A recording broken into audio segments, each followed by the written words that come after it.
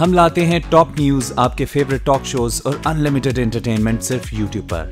اگر آپ نے ابھی تک ہمارا چینل سبسکرائب نہیں کیا تو ابھی سبسکرائب کریں اور بیل آئیکن کو کلک کر کے ہماری لیٹسٹ ویڈیوز کے بارے میں اپڈیٹ جانیں۔ سبسکرائب کیجئے اور ہم آپ کو لیے چلیں گے آپ کی فیوریٹ ویڈیو کی طرف۔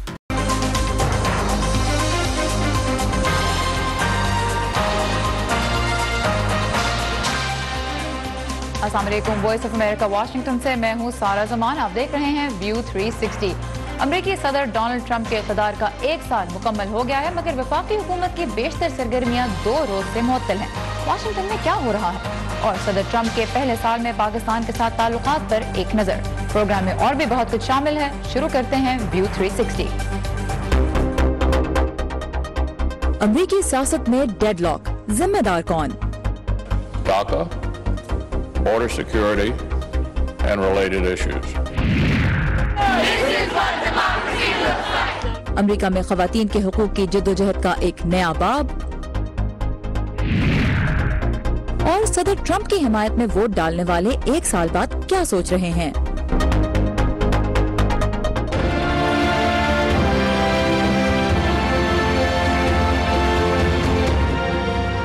صدر ڈونلڈ ٹرمپ کو اقتدار میں آئے 1 سال مکمل ہو گیا ہے، لیکن اس وقت صرف 40% امریکی ان کی کارکردگی سے مطمئن ہے، جو کسی بھی امریکی صدر کے لیے کم ترین سطح ہے۔ آج ملک بھر میں وفاقی حکومت کے لیے کام کرنے والے تقریباً 10 لاکھ سرکاری ملازم بھی گھروں میں بیٹھے ہیں، کیونکہ حکومت کی بیشتر سرگرمیاں 2 روز سے معطل ہیں۔ ندیم یعقوب اس وقت کیپٹل ہل پہ ہیں، جہاں سیاسی درجہ حرارت اس وقت خاصا بلند ہے۔ ندیم، صدر نے ٹویٹر پہ کہا کہ اقتدار کا 1 سال پورا ہونے پہ حزب اختلاف نے انہیں یہ تحفہ دیا ہے، یہ جو شٹ ڈاؤن ہے، لیکن صورتحال کے لیے دونوں جماعتیں ایک دوسرے کو ذمہ دار قرار دے رہی ہیں، تو کیا تفصیلات ہیں اب تک کی؟ جی، جیسا کہ آپ نے کہا، امریکہ میں ہفتے کی صبح جو وفاقی حکومت کے معمول کے آپریشنز ہیں انہیں بند کرنا پڑا، کیونکہ کانگریس میں جو دونوں جماعتیں ہیں ان کے درمیان جو وفاقی حکومت کو چلانے کے لیے جو اخراجات ہیں ان کی منظوری کے لیے ایک بل پر اتفاق نہیں ہو سکا۔ یہ جو اختلافات ہیں ان میں دفاعی اخراجات کا معاملہ ہے، اس کے علاوہ امیگریشن کا معاملہ بھی ہے، جس میں جو تقریباً 8 لاکھ ایسے افراد ہیں، نوجوان ہیں، ان کو تحفظ فراہم کرنے کا معاملہ ہے جنہیں بچپن میں یہاں امریکہ میں غیر قانونی طور پر لایا گیا تھا۔ انہیں ڈریمرز بھی کہا جاتا ہے۔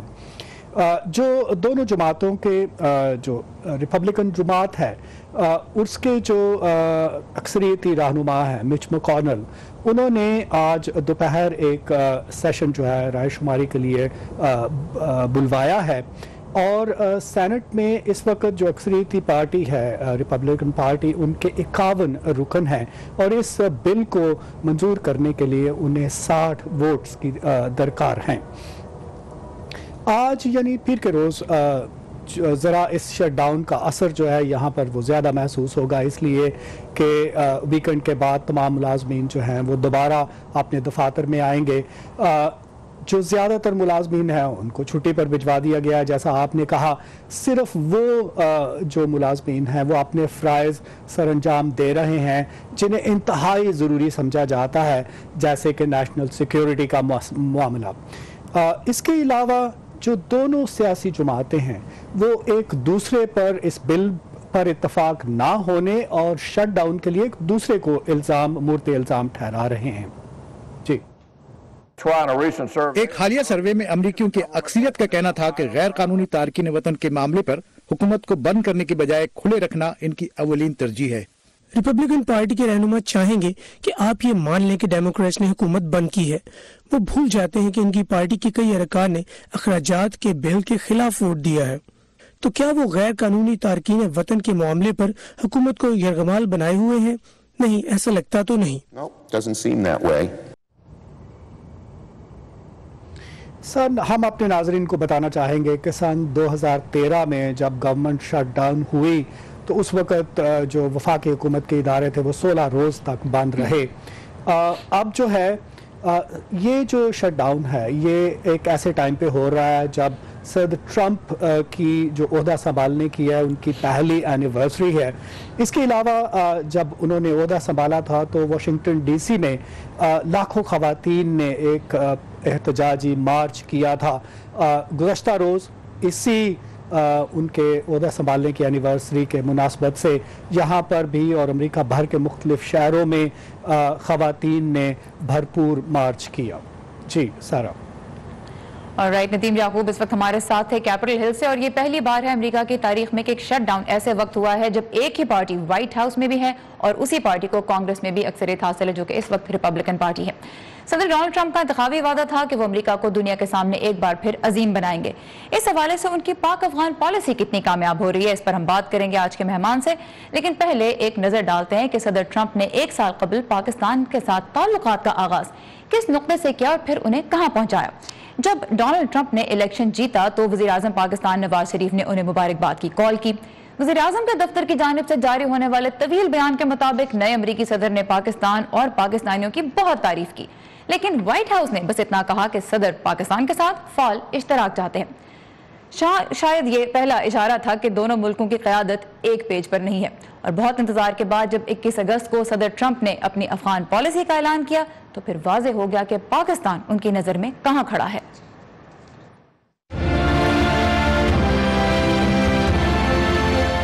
For its part, Pakistan often gives safe haven to agents of chaos, violence, and terror.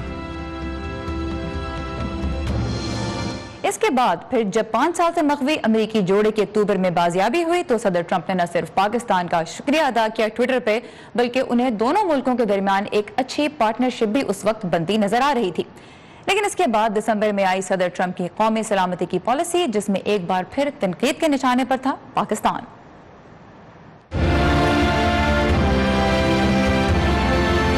We have made clear to Pakistan that while we desire continued partnership, we must see decisive action against terrorist groups operating on their territory. And we make massive payments every year to Pakistan. They have to help.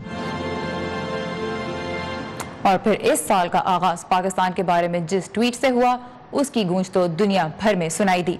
लेकिन सच यह है कि पाकिस्तान से अरबों dollar के एवज सिर्फ धोखा मिलने का इल्जाम वाशिंगटन डीसी के बेशतर पॉलिसी साजों को खटता नहीं, लेकिन पाकिस्तान ने सदर के बयानात को अफगानिस्तान में नाकामी का मलबा पाकिस्तान पर डालने की कोशिश करार दिया है। और इस वक्त अगर सूरत हाल को देखा जाए तो अमेरिका पाकिस्तान के लिए तकरीबन 2 अरब डॉलर की फौजी इमदाद रोक चुका है। ट्विटर पर दोनों जानिब से बयानबाजी का सिलसिला जारी है और साथ ही बंद कमरों में आला सतही मुलाकातों का भी। तो क्या अमरीकी तारीख की सबसे तवील जंग खत्म करने का यही रास्ता है? इस बारे में हम बात करेंगे वाशिंगटन के तहकीकी इदारे बायपार्टिसन पॉलिसी सेंटर में नेशनल सिक्योरिटी प्रोग्राम के डायरेक्टर ब्लेज मिशेल से। Blaze, welcome to view 360। President Trump wants to end America's longest war. His mission also is to make America great again. The way he is handling relations with Pakistan, the way these relations have developed over the last 1 year, does it look like they're in line with the goals he had set for his presidency? Good morning, Sarah. It's good to be with you. I do think that where we've ended up now, a year into President Trump's presidency, is a natural evolution of the point of view that he held coming into the office, which is that he needs to put America first, that he wants to fight terrorism, but do so with a smaller military footprint, and most of all, that he wants to end what he sees as subsidies that the United States pays to other countries for their security that the U.S. gets very little out of. And I think that's exactly what we saw him do at the beginning of January, is decide he's not getting enough out of the money that he gives to Pakistan and cutting that relationship. But the tone that he has used, the type of messages we have seen coming on Twitter from him and also in his speeches, were they delivered in a constructive manner, would you say? Well, I think they were delivered in a manner that is entirely predictable for the nature of the president that we have.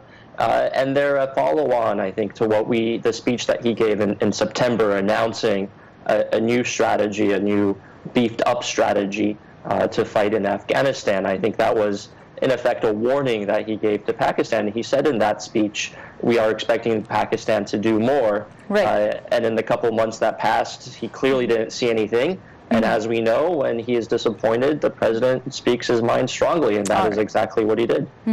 So Blaze मिस्टल कहते हैं कि जिस तरह से सदर ने बयानात पाकिस्तान के हवाले से जो दिए हैं वो उनके अंदाज से बहुत मुताबिकत रखते हैं और सदर खुल के जिस अंदाज से जिस डायरेक्ट अंदाज से बात करते हैं सदर ने वही अंदाज अपनाए रखा।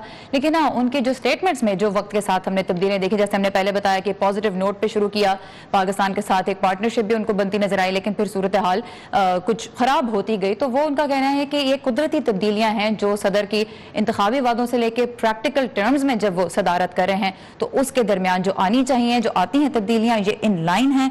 और सदर का गोल यही है कि दहशतगर्दी को खत्म किया जाए और फौज का जो फुटप्रिंट है उसको कम किया जाए। लेकिन उसके लिए वो ये भी चाहते हैं कि जो दूसरे मुल्कों को उनकी नज़र में एक सब्सिडी, एक मरात नजर आती है कि दूसरे मुल्कों को बहुत पैसा दिया जाता है कि वो गोल्स अचीव करने में हेल्प करें। जब वो गोल्स अचीव होते अमेरिका को नजर नहीं आए, सदर ट्रंप को नजर नहीं आए, तो उन्होंने बहुत खुल के अपने जो इस पे तनकीद थी उसका इजहार किया। Blaze, let's talk a little bit about Afghanistan too, because the major reason for putting pressure on Pakistan is to stabilize Afghanistan to end America's longest war. But just looking at the events of the weekend, dozens of people died in a hotel attack in Kabul. Does it look like America's Afghan strategy is working right now towards the end goal? It certainly seems like we don't have an end goal in sight. Secretary Mattis just announced that he might be sending 1,000 more troops to Afghanistan. And it seems like this is, in a lot of ways, a deja vu, a return of the same struggle that President Obama had when he decided to have a surge into Afghanistan in 2011. And in fact, you're having the same trajectory with Pakistan. When President Obama wanted to beef up U.S. presence in Afghanistan, he had a break with relations in Pakistan in 2011 and 2012. President Trump is doing the exact same thing. The question is, what will change? What will the U.S. do differently? Will Pakistan do anything differently? Or will we be in the same place again 7 years from now? Alright, so Blaze कहते हैं कि इस वक्त जो जहाँ तक अफगानिस्तान में America की कारकर्दगी की और उसके जो गोल्स हैं उनको हासिल करने की बात हो रही है, तो हमने जैसे वीकेंड पे देखा एक बड़ा अटैक हुआ अफगानिस्तान में इंटरकॉन्टिनेंटल होटल पे। तो इस सूरत हाल को देखते हुए ब्लेज की नज़र में नज़र नहीं आता कि इख्तिताम की जानिब, अफगान जंग के इख्तिताम की जानिब कामयाबी से बढ़ा जा रहा है। सेक्रेटरी दिफा ने, जेम्स मैटिस ने भी ऐलान किया है कि वो मजीद 1000 फौजी अफगानिस्तान भेज सकते हैं। तो इन सम केसेस जो सूरत हाल ट्रंप इंतजामिया जिससे गुजर रही है वो उससे बहुत मिलती जुलती है जिससे ओबामा इंतजामिया गुजरी थी। उन्होंने भी 2011 में एक मैसिव ट्रूप सर्च की थी, बहुत बड़ी तादाद थी अफगानिस्तान में फौजियों की, लेकिन नतीजा सबके सामने। और उस वक्त भी पाकिस्तान पे भी दबाव डाला गया था और उसके साथ अमेरिका ने ताल्लुकात में एक बहुत बड़ी एक खलीज आ गई थी उस वक्त भी। तो एक तरह से रिवाइंड हो रहा है, एक तरह से रीप्ले हो रहा है ओबामा इंतजामिया के दौर में जो हुआ था उसी का अब भी। लेकिन देखना ये होगा कि क्या पाकिस्तान के दबार से और अफगानिस्तान के दबार से नताइज कुछ मुख्तलिफ सामने आते हैं या नहीं।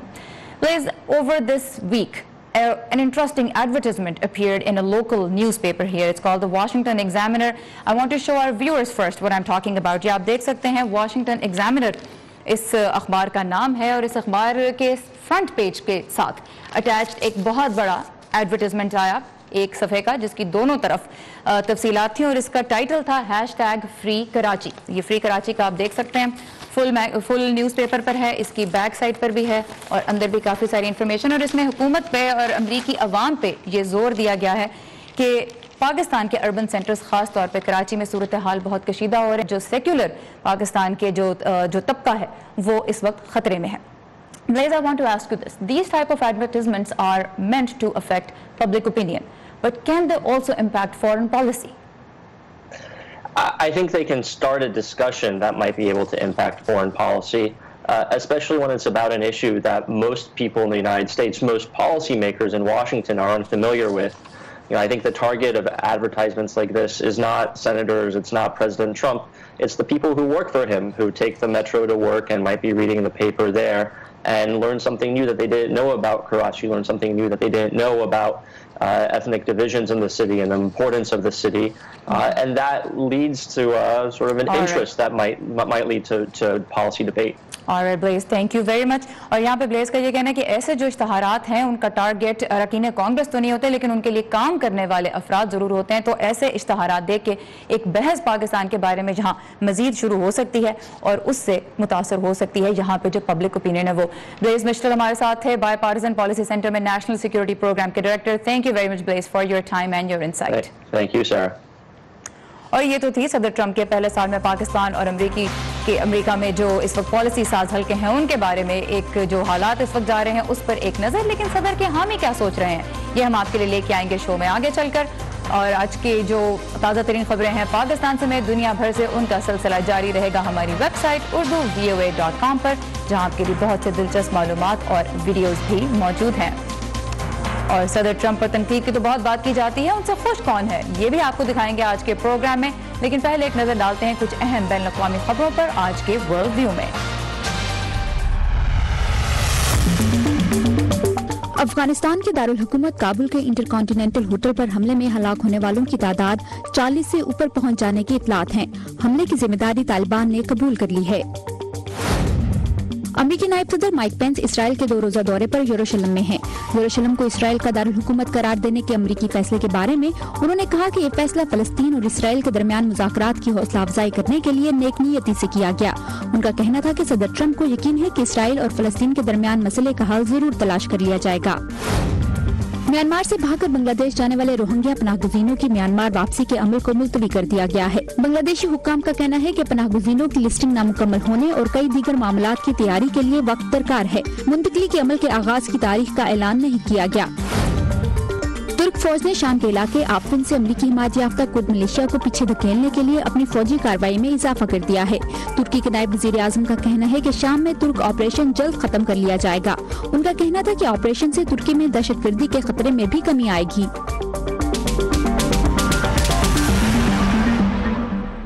گزشتہ سال امریکی صدر ٹرمپ کی تقریب حلف برداری کے اگلے روز ملک میں خواتین نے تاریخ کی سب سے بڑی مارچ نکالی تھی.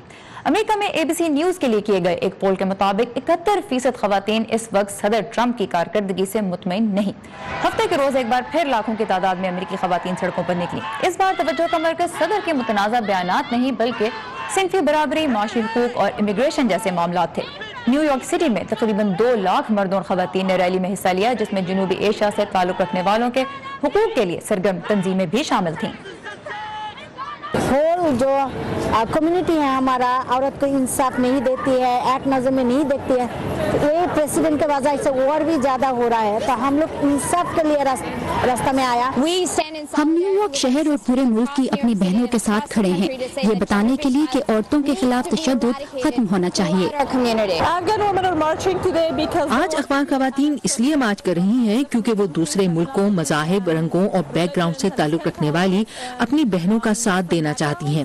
وہ چاہتی ہیں کہ باقی خواتین کو سپورٹ دینے کے ساتھ ہی اپنے حقوق کے لیے بھی آواز بلند کر کے لوگوں تک اسے پہنچائیں.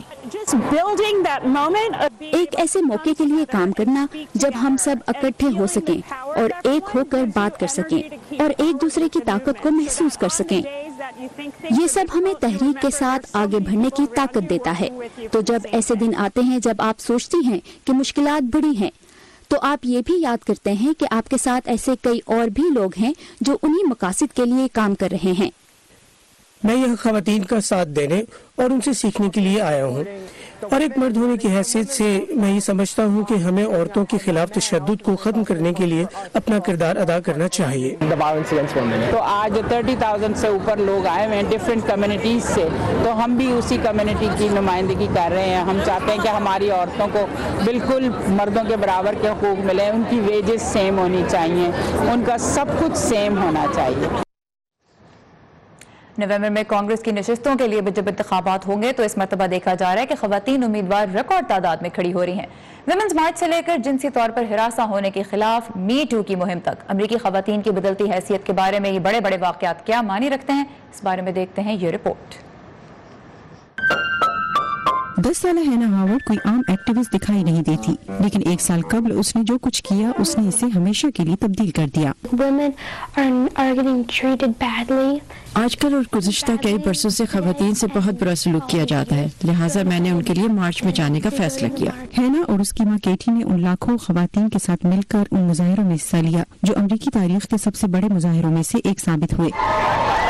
یہ صدر ڈونلڈ ٹرمپ کی حلف برداری کی تقریب کے ایک دن بعد ہوا. نعرہ تھا women rights are human rights. हैना की मां का कहना है कि यहीं से एक बड़ी सकाफती तब्दीली का आगाज हुआ। अब खवातीन के इश्यूज पर पहले से कहीं ज्यादा तवज्जो है। मेरे ख्याल से अब दुनिया ने देख लिया है कि खवातीन अपनी आवाज की सुनवाई के लिए बड़ी तादाद में इकट्ठे होना जानती हैं। इस बड़ी तादाद की गूंज सोशल मीडिया पर भी सुनी गई। #MeToo नामी मुहिम उस वक्त बहुत सी खवातीन की आवाज बन गई जब हाई प्रोफाइल मर्द शख्सियात पर जिनसी बदसलूकी के इल्जामात सामने आए। बहुत से लोगों ने कहा कि खवातीन मर्दों की इस दुनिया से तंग आ चुकी हैं और गलबा हासिल कर रही हैं, लेकिन कुछ का कहना है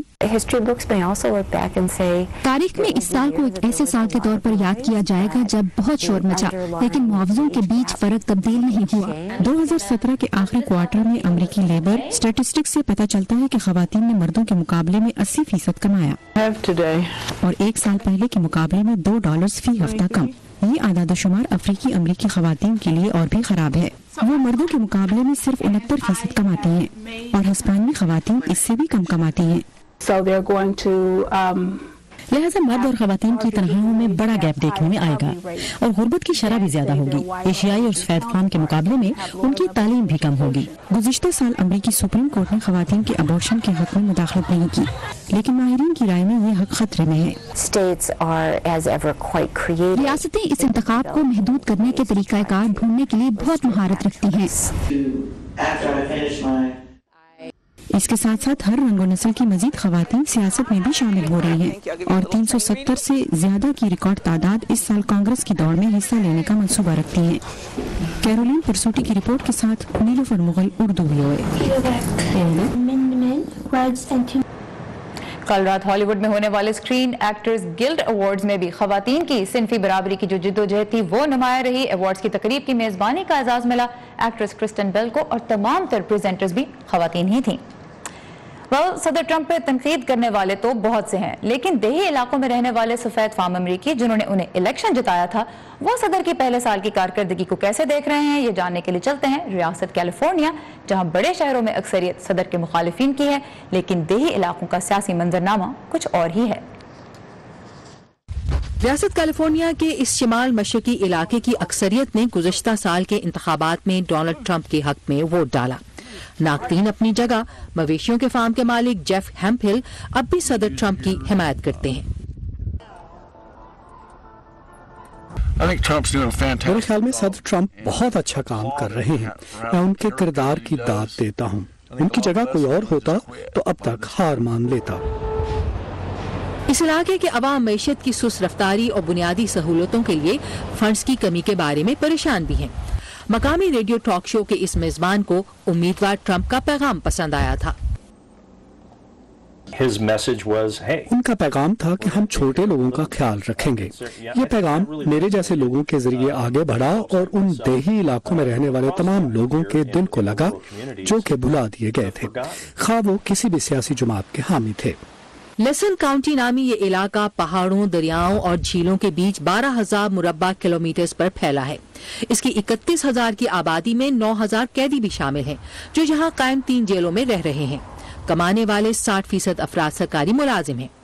रजिस्टर्ड वोटर्स में से निस्फ रिपब्लिकन पार्टी के हामी हैं, जबकि 20% डेमोक्रेटिक पार्टी के साथ हैं और 20% आजाद वोटर्स। सदर ट्रंप सबको पसंद नहीं। मुझे लगता है कि वो मुल्क को तकसीम कर रहे हैं। इसका ताल्लुक उनकी जात से नहीं, बल्कि उनके फैसलों से है कि वो मुख्तलिफ सरकारी इदारे चलाने के लिए किन लोगों को मुंतखब कर रहे हैं। लेकिन दीगर वोटर्स कहते हैं कि सदर वाशिंगटन की सियासत में तब्दीली लाने का अपना वादा पूरा कर रहे हैं। वो अपनी बात पर कायम हैं और इसी पर अमल कर रहे हैं। शायद इतनी तेजी से नहीं जितना कि होना चाहिए, क्योंकि उन्हें बहुत हिमायत नहीं मिल रही। मैं दोबारा भी उन्हें ही वोट दूंगी। इमिग्रेशन और टैक्स निजाम में इस्लाहात लाने और विफाकी अराजी को निजी डेवलपर्स के हाथों में देने के सदर ट्रंप के इरादों को यहाँ भरपूर हिमायत हासिल है। काश वो ट्विटर पर पैगामात ना लिखा करें। मुझे लगता है कभी कभी वो मौजू से हट जाते हैं, लेकिन मेरे ख्याल में वो वही कर रहे हैं जो